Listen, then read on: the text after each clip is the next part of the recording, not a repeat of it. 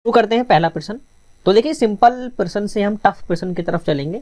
जो पहले जो दो पार्ट होते हैं उसमें एक तो बेसिक प्रश्न होते हैं और एक सिंपल प्रश्न होते हैं, दोनों प्रश्न होते हैं और लास्ट के 2 या 3 पार्ट जो बनते हैं उसमें थोड़े मतलब हार्ड क्वेश्चन होते हैं।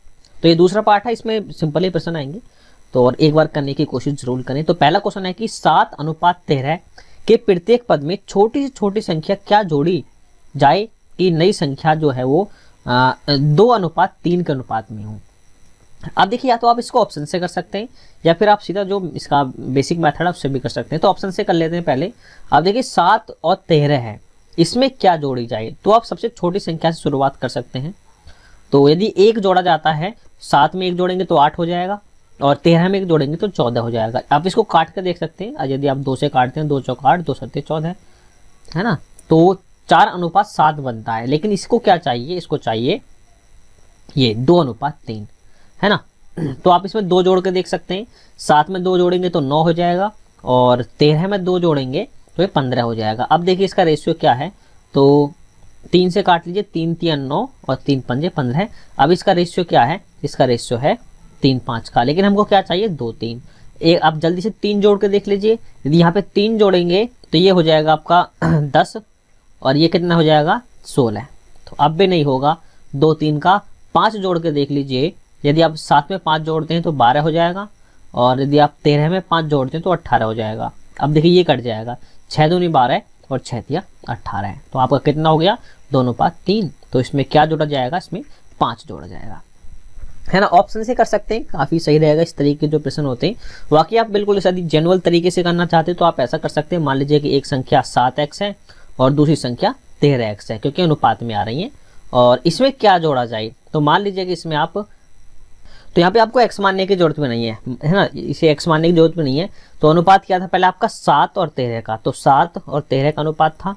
अब ये बोल रहा है कि छोटी से छोटी संख्या क्या जोड़ें, तो मान लीजिए कि हम x जोड़ें, है ना, दोनों में हम क्या जोड़ दें, दोनों में x जोड़ देते हैं तो संख्या क्या बन जाती है 2:3 बन जाती है। बस यहाँ से आपको x की वैल्यू निकाल लेनी है क्रॉस मल्टीप्लाई करके। तो 3 की 7 में करेंगे तो 21 हो जाएगा और 3 की x में करेंगे तो 3x हो जाएगा। और इसी तरीके से दूसरी तरफ 13 की 2 में करेंगे तो 26 बन जाएगा और x की 2 में करेंगे तो 2x हो जाएगा। तो 2x को इधर ले आइए माइनस में, और जब 3x में से 2x घटेंगे तो सिर्फ x बच जाएगा और इधर 26 है और 21 आके इधर माइनस हो जाएगा, तो 26 में से जब 21 घटेंगे तो 5 बच जाएगा।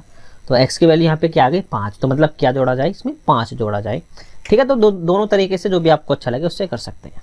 चलिए नेक्स्ट क्वेश्चन देखते हैं। और ये भी देखिए बहुत ही बेसिक सा प्रश्न है। ये बोल रहा है कि 76 को 7 5 3 और 4 के अनुपात में विभक्त करने पर सबसे छोटा भाग क्या होगा। अब देखिए इस तरीके के प्रश्न, ये अनुपात में नहीं, ये जो इस तरीके के प्रश्न होते हैं ना, वो मैथमेटिक्स के जितने भी चैप्टर है ना वो सब में इस्तेमाल होते हैं कि कोई किसी संख्या को या फिर कोई धनराशि को विभक्त करना है अनुपात में, तो वो कैसे करते हैं। देखिए 76 को हमें बांटना है और किस रेशियो में बांटना है, 7 5 3 4। तो सबसे पहले आपको भाग करना है इन सबको जोड़कर, जितने भी रेशियो हैं सबको जोड़ देना है। 7 और 5 12, 12 3 15, 4 19। तो 19 से भाग कर देना है आपको, ठीक है। कितना आया 19 चौक 76।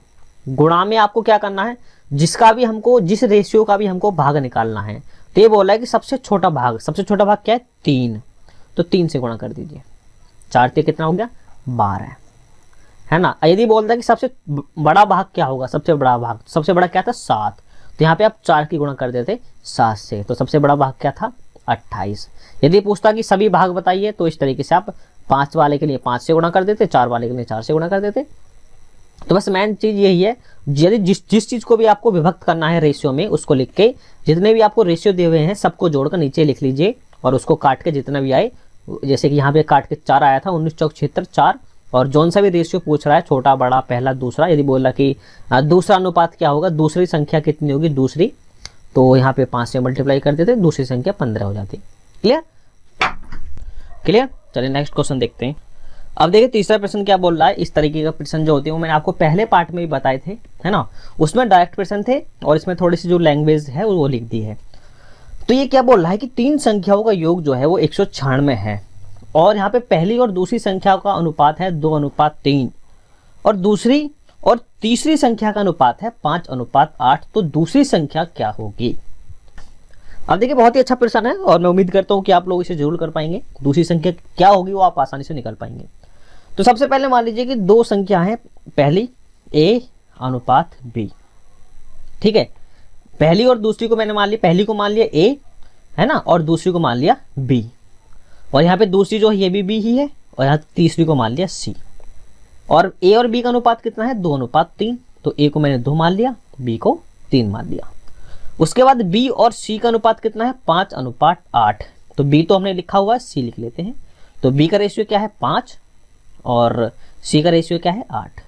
यदि आपने पहला पार्ट देखा है तो आपको पता होगा कि क्या करना है। अब देखिए जो जगह रह गई हैं, जैसे कि एक जगह ये खाली बच गई और एक जगह ये खाली बच गई, एक जगह ये खाली बच गई, 2 जगह खाली हैं। तो जो खाली जगह पे उसका पड़ोसी जो अक्षर है उसको लिख लेंगे। जैसे कि यहाँ पे इसका पड़ोसी क्या है 3, तो यहाँ पे 3 लिख लूंगा जो बराबर का है, और इसके बराबर में क्या है 5, तो यहाँ पे भी 5 लिख लूंगा। क्लियर। अब इनकी गुणा कर लीजिए बस। हाँ, 5 दूनी 10, 3 पंजे 15 और 8 दिया 24। मतलब इन संख्याओं का जो रेशियो है ए बी सी का, मतलब पहली संख्या, दूसरी संख्या और तीसरी संख्या का जो अनुपात है वो 10, 15, 24 का है। और इसका कुल योग कितना था 196। तो दूसरी संख्या मतलब हमको बी की वैल्यू निकालनी है, मतलब 15 वाले की। तो 196 को सबसे पहले भाग कर देंगे इनको सबको जोड़कर, तो 15 और 10 25 हो गया, और 25 और 24 हो गया 49। ठीक। और अब हमको निकालना क्या है, दूसरी मतलब बी निकालना। पहले इसको काट लेते हैं, तो 9 चौक 36, ये 4 हो गया, तो 4 बार पूरा कट गया है ना। और बी निकालनी है, बी मतलब 15 निकालना है, तो 15 से गुणा कर दीजिए, और 15 चौका कितना हो गया 60। तो यहाँ पे आपको जो दूसरी संख्या थी वो क्या थी 60 थी। क्लियर। यदि पूछता कि पहली संख्या क्या है, पहली संख्या 10, मतलब यहाँ पे 10 से गुणा कर देते तो पहली संख्या कितनी थी 40। यदि पूछता कि तीसरी संख्या क्या है तो 4 की गुणा कर देते आप 24 से, 24 चौक 96। क्लियर। आप समझ गए किस तरीके से क्वेश्चन करना है। चलिए नेक्स्ट क्वेश्चन देखते हैं। यदि आपको कोई भी मतलब प्रॉब्लम होती है, सवाल समझ में नहीं आता है, तो आप मुझे कमेंट में लिखकर बता सकते हैं, नीचे कमेंट में लिख दीजिए। मैं कोशिश करूंगा कि आपका जो सॉल्यूशन है वो कर सकूं। अब ये चौथा प्रश्न क्या बोल रहा है कि ए तथा बी की आय का अनुपात है 3 अनुपात 2 तथा इनके खर्च का अनुपात है 5 अनुपात 3।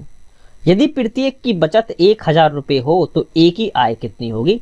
देखिए सबसे पहले हम आय लिख लेते हैं कि ए की आय है 3 के अनुपात में और बी की आय है 2 के अनुपात में। यहाँ पे ए लिख लेता हूँ, ए की आय है क्योंकि ये, और ये बी की आय है।